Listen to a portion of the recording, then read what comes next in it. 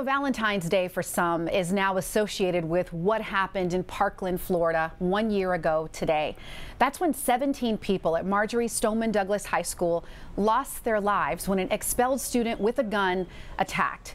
What made this tragedy stand out was the response from the surviving students who threw themselves into politics so they could have a voice in the discussion. So what has changed since then? Well, that's the focus of today's Deep Dive. It's a segment on the show where we just dive deeper into a topic. So first, let's address the elephant in the room, gun control. We should first point out that not all survivors at that high school agreed on what needed to be done to keep students and teachers safe at school. In fact, when I interviewed a few of the survivors late last year, they talked about their message being misconstrued. So many people want to take our movement as something completely different.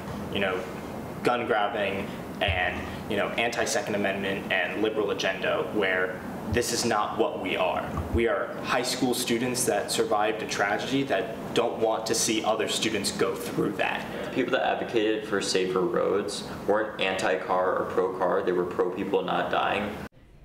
So here are 5 key changes that have occurred just in the year since that tragedy at Parkland.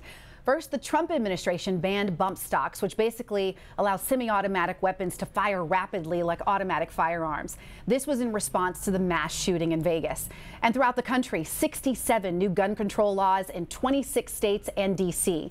We've also seen innovations in school security, from the way schools are designed to backpacks that can serve as shields.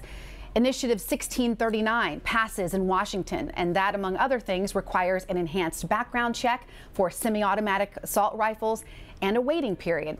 Also, a renewed focus on mental health. In Washington, for example, Governor Inslee is proposing more money for mental health counselors in our public schools.